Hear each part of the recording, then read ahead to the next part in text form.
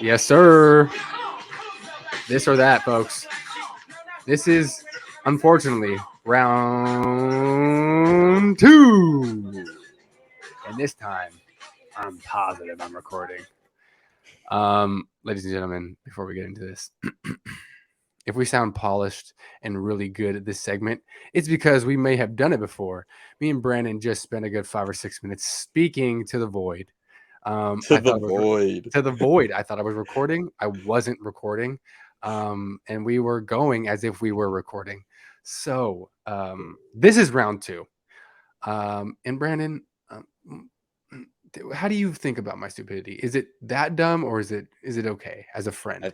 I think that it's a very normal thing.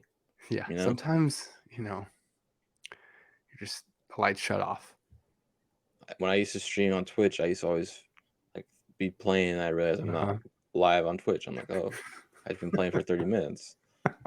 Been talking to no one. Okay, at least mine was 5, because if I would have kept going and we finished the thing and then I was like, I wasn't recording, like that would have sucked. That would have sucked, yeah. That would have sucked, and probably would have never had this segment. Wouldn't be happening right now. But let's forget about it. I'm going to share my screen since I already had it up. We talked about this a little bit. This is Lamar Jackson's love letter, aka goodbye. It's not you, it's me, to the Baltimore Ravens. I'm going to read a little bit of it. A letter to my fans. I want to thank you all for the love and support you consistently show towards me. You're all amazing, and I appreciate y'all so much. I want you to know that not believe everything you hear about me. Let me personally answer some questions. As of March 2nd, I requested a change from the Ravens organization. What? Yes, I did. I recorded this one. He didn't say that. That's my dramatic effect. He goes, y'all are great, but I had a business decision to make. No matter where I go in my career, I'll continue to be close with my fans, Baltimore Flock Nation, and the entire state of Maryland. You'll see me later. Or you'll see me again. Trust. I'm not sure what you'll see me again means. It sounds a little fucked up. Like, hey, you'll see me again. I'll be scoring touchdowns. I'll be doing the dance down there, and trust that I'll be making my money. That's what it sounds like. Brandon, what do you think about Lamar Jackson? What's your initial take on Lamar Jackson? We did bring this up. He is a little injury prone. So what as an NFL GM that you are, obviously you're an NFL GM, what makes you so concerned with Lamar Jackson if you're going to sign him? Well, firstly, like we were saying before, like the thing that's really destroying this whole negotiation process is not anything to do with the Baltimore Ravens. It has to do with the fuckheads in the division of the AFC North, the Cleveland Browns, who gave Deshaun Watson all guaranteed money. Though. They fucked everything up. And Lamar saw that. He's like, oh, that's what we're doing. He said, that's what we're doing. All right. I'm going to ask for the same thing. I ain't showing myself. I ain't exposing myself to masseuse. Oh, shit. So true. I want to get a bigger bag than him. I want it also guaranteed. 100%. Yeah. But it's like the problem with that, like I was saying before, like Ravens are a smart organization. Like that's not a smart move. Like as an organization, like to give that much guaranteed money to someone who's been injured the past 2 seasons. Right. And again, like his best aspect is his running ability. It makes him that much more lethal, which opens up the passing lanes, which makes it easier for him to drop in those passes so well. Yeah. So the thing is, like, if he continues to get hurt and it is always a lower body or just in general get hurt, and he starts to limit one of those X factor portions of his game, you're now getting a watered down version of what you paid for. So you're not winning. And then the player, is just, trying to do. He's never going to be the prototypical pocket passer because he's just, for a good reason, he's so crazy athletic, dude. So it's like, you don't want him to sit back there. You want him to make the fucking defense be honest and stay and like have to check him out, So that's why like it could be super important for him to find a team who has like really good receivers, which he's never really, I think, genuinely had in Baltimore, but like really good receivers that it's hard to spy on him because you need to put as much back on the back end to cover like these fast people. So exactly, I think Lamar is one of those that's like just unique players that seems to drive a conversation where it's like, how do you pay a guy like that? Like if he's so much more different than even Deshaun Watson, because Deshaun Watson more is that pocket quarterback who will run when needed. But Lamar's like that guy who will have 700 to 800 rushing yards and also throw for 3,500 passing yards, So it's crazy. Like, he breaks the mold of what I think like a typical conversation is to be had for a quarterback. Like, he's not like Jalen Hurts. He's not like any of these like really. Like, he's not like what's the guy from Josh Allen. Like, he is so unique. So I just feel like I love him. I really want him to get to a team that like really prioritizes his individuality as a player, and just makes him be A+, because that I think would like just break the NFL's like even more like just stranglehold over the sports arena in the world. Yeah. Yeah, I agree with everything you're saying. I do. Yeah. I honestly hope he gets paid. I hope he gets paid a lot. I I hope hope he he gets gets paid too, all the dude. guaranteed money he wants. But Yeah.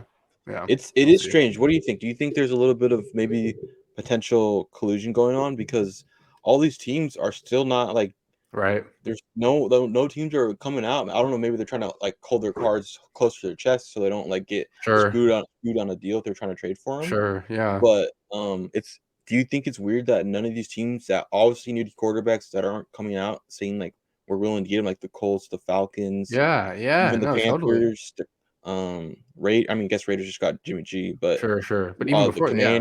the Commanders, it's like all need quarterbacks, but none of them are all kind of like kind of saying they're not really in the business Yeah. to look for them. Maybe it is more of like a business tactic where you're trying to gain leverage on, a player like that, Yeah. or just like I whatever that. mean, Yeah.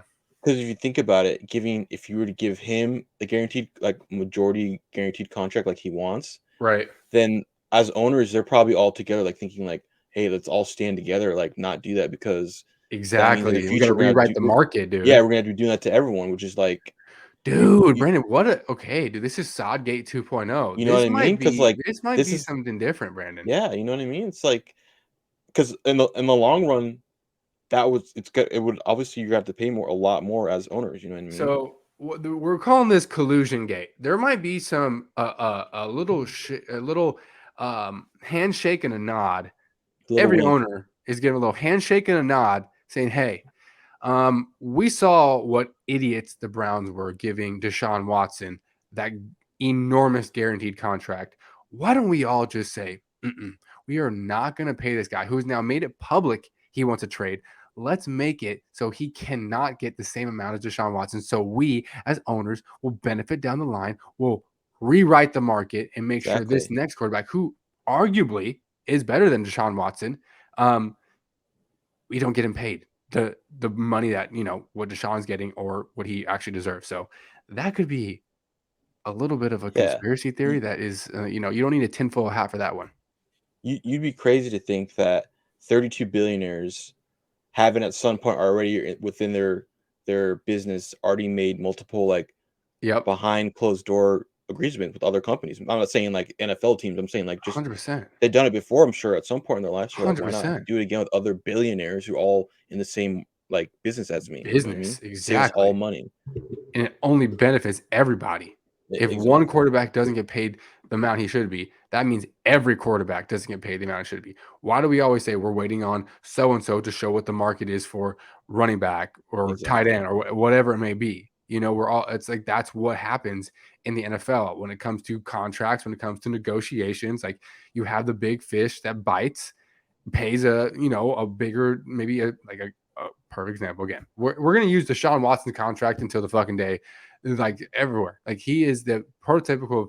He got so much guaranteed money. That's like an NBA contract. Now Exactly. everyone's like, "What do you mean?" That is exactly what I'm getting now.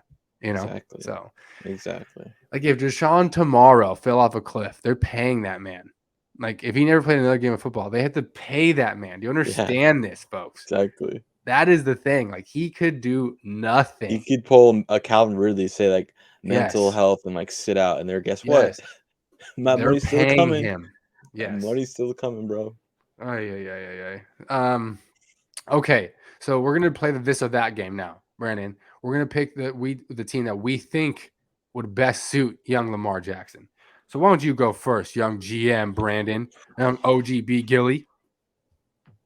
For the team? Yes. The best team Lamar Jackson would fit on. Well, obviously, the best team that Lamar Jackson would fit on. I mean, this is like not likely, Well, but no, the team that makes the most sense that's actually okay, in okay, yes, okay, in okay. market for him and all that. Well, then I'd say the Colts. Okay. You Okay. know, they Okay. already have a deadly running back, Mm-hmm. and when they're doing that RPO run play action, like run pass action or Yep. Yep. option, I'm sorry. Yeah. Um, you have to respect both of those things. You have a 100%, bro. deadly running back and the fastest fucking quarterback in the league. Like, Mm-hmm. Mm-hmm. um, And I mean, you have Michael Pittman, who's yeah, really good. you have receiver options. They could Yep. still go out and grab some receivers. They have D Hop still on the market. D Hop still on the market. Their O line, it's there. Their O line is there. It just needs to be refined because it was good two Right. years ago. It was really good 2 years ago. This last year that sucked, Yeah. but it It just does needs to need to be be. You said it perfectly. It's there. It just needs to be refined. needs to be refined. And then defense is kind of. I feel like their defense took a little bit step back, so losing some of their pieces. But I mean, their defense is still No, yeah, solid. they Like, still got dogs, and that team, like, yeah, they're yeah, set up to still like come out next year and be like legitimate. yeah, they could easily be like they get Lamar Jackson easily a 10-11 win team. I Oh, think. for sure, Yeah, dude. For sure. yeah. Okay. I like that. Here's one that I think could like make the ease of losing Lamar a little smoother just for the Ravens and just maybe, it helped the Ravens kind of move on. So here, I think it could go uh Ravens trade with the Miami Dolphins for Tua Tagovailoa and Lamar Jackson with some picks coming from Miami, and Lamar becomes a Miami Dolphin. Um, I think that would be one of the ultimates because they have a run like they love the running backs. They paid those two guys, Jeff Wilson and God, the other name escapes me. But Raheem Mostert. there you go, Raheem Mostert. They have Waddle, they have the Cheetah. That I feel like would be a crazy fit. It's a little fantasy football fit. It feels like a little like Looney No, that Tunes, but I it love it that. I think like also as a Raven team, you're losing. Yes, you're losing your franchise quarterback, but you're also getting Tua, and you give him like a kind of like a prove it year. And if he looks good, then you continue to ride him. And if he doesn't, then you go into the draft next year and you're looking for something new. So I Yeah, think that benefits both teams and really could platform Lamar to being just like I mean, just already more popular than he is. He just could be the next, I don't know, the next guy. He's just that's those two weapons out there. I mean, he would have no more excuses. yeah. I mean, personally, I think if the Ravens lose Lamar, I Yeah. still think the Ravens are going to be good. Like with that Tua, what they got Tua, like I still think they would be like Yeah. they still be in the 8, 9, 10 win I mean, they do have a category. good I think. coach, and it's like I we mean, said, like with Mike Tomlin, he's they won doing two it. Super Bowls before they got Lamar. They won one with Trent Fucking Dilfer true. and Yep. fucking Joe And Joe Flacco. Flacco. So I mean, they obviously they've been an organization that like stresses defense, but they have a great defense. And I think their defense Totally. is going to get better. And you just kind of get the way they play a lot. They run the ball a lot, and you just kind of like need a somewhat of a game manager quarterback. I feel like if they got rid of Totally. Lamar. So I mean, Totally. I don't think that's a terrible idea at all. I think it's a kind of a good idea for I both think that could teams. work out. I think that could work out for both teams and just, continue the greatness that is that Baltimore organization that you said, dude. Like Trent Dilfer and Joe Flacco, they've been built on just solid animal defenses with just dogs on both. Usually it was Ed Reed, Ray Lewis. You got Mark. Like they've had just name after name after name on that defensive end, our defensive side. So yeah, we can see where that goes there. So I got a new one to share here. We're moving on to this or that portion. Brandon, this one is Brock Purdy or Trey Lance. So I'm going to play a little clip here of what John Lynch had to say about the quarterback situation. Here we go. I think Brock has earned the right with the way he played that he's probably the leader in the clubhouse at that. I'll let Kyle make those kind of decisions. But I know when we talk, but I know when we earn that right. Brock's probably earned that right. If we were to line up, if we were to line up, take that first snap. Really excited about where Trey is at with his progress from his injury. He's been working really hard. Stop. Can you tell me how uncomfortable this man looks? I mean, It's a hard question. let's I'm going to replay this. Folks, this is one you have to watch. I mean, let's replay this again. From right when he answers the question, once Brock Purdy's name comes out of his hand, look what he does with his hands. Watch this. I think Brock has earned the right with the way he played. I'll show you He's when. probably the leader in the clubhouse at that. You know, I'll let Kyle make those kind of decisions. Head, but I boom. know when we talk, I think Brock's probably earned Here's the another right one. to be the guy. Once Trey Lance comes up, he'd probably take that first snap. And really excited about where Trey is. Now we're not moving this. Progress from his injury. It's all bad. Oh my God, I didn't notice that. It's all bad. The body language tells me the uncomfort that is the question, the situation. Dude, that is telling. That is telling on all levels. I just thought I had to play that for everyone because I just thought when I saw that. I'm glad you played it, dude. That gives me a little, right? A small insight onto Mm-hmm. the whole situation with their quarterbacks, because it's hard because they had the draft capital in Trey. So at some point, right, they want to play Trey because they had right. draft capital, the third pick in the draft. Like, you got to play him at some point. He played 4 games. He was mediocre. You can't judge him off of that. Right, but right. On the other case, well, I'll let you get into the second. I'm sorry. No. You go ahead. No, okay. seriously, go ahead. Because on the other hand, you have Purdy, who's came in, obviously, Yep. no draft capital, literally the last pick in the draft. Right. So it's like, but he performed so well, right. and he earns the right, like he said, to at least start when he's back full and healthy. I know. That is one. It is like it's a tough one. Yeah, like he did play well. Like before that, like Trey Lance, I mean, it wasn't like he was playing great, but it's his first year where you could say the same thing about Brock Purdy. So it's like, wow, do you really want to go in next year having a full-blown quarterback competition and then lose out on value from one of those guys? Because maybe right now you send Trey Lance to a team that kind of really would like a quarterback and like would give up like maybe a second for him right now. You just take the L because you trust that Shanahan will make Purdy the guy, or maybe you just go, yeah, like we're going to have a quarterback competition, because I feel like if that is the route they go, right, the quarterback competition route, and, for instance, Trey Lance loses that competition and he's the backup quarterback, like what does that now do to him as a commodity? Right? Like, what does that do to him as a piece you can trade, a piece you can then use in a package? Like, you don't want to now like start bringing him in as a run package, and then it's just if you have 2 quarterbacks, you have none in the NFL, right? So, yeah, I don't know. This is one where it's like this or that. Like, I don't even think we would have differing opinions. Like, I feel like you just from what we saw, you have to give Brock Purdy the nod,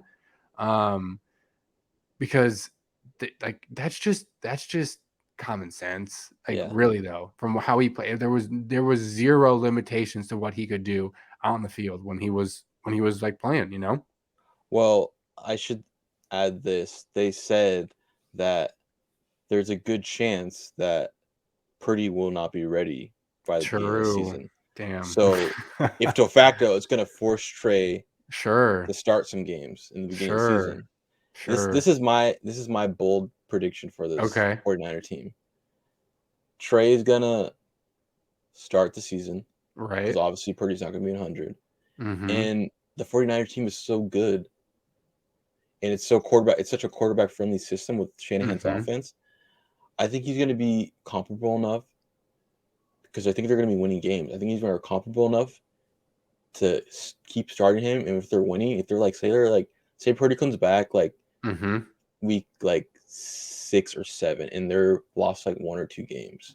Right. I think they're gonna stay with Trey, and I think this is what's gonna happen. Trey's gonna play the whole season. They're gonna go to the playoffs. Like wild card weekend, circa Trevor Lawrence 2022. Trey Lance is gonna throw 3 picks first half. Wow, this is very bold. Purdy comes in second half. They win the game. They don't lose another quarter to the Super Bowl. I don't even know how to feel about what the words you just said. It was so bad. I'm going to refrain from responding to the madness of what that just was. That's plus odds, plus 1 million if it happens. Plus odds I think anyone would take that bet, Brandon. I think almost anyone. So, you know what? There could be some validity to some aspects of that story. You could pick, folks, as they say, take everything with a grain of salt. Take what the fuck Brandon just said with a grain of salt. Multiple grains of salt. Multiple grains of salts. But don't just squash it. Let Brandon live. Don't just squash. I love that about you. Don't just squash it, right? Okay, don't just squash it. Hey, and before we go, the over 10.5 on the Eagles, you should take that now before Caesar starts putting that shit out because that's a fucking no doubter. Yeah, Timmy and the boys are gonna bet that up. Timmy and the boys are gonna get that shit to 11.5. 11.5. Why do I sound like a fucking nerd? 11.5. 11.5 by I don't know, mid-June. Yeah, I was about to say mid-June. Yeah, mid-June. You heard? All right, we're gonna ride out to this bitch, and we'll be back with I think AFC, NFC North. I think we're gonna do it. Folks.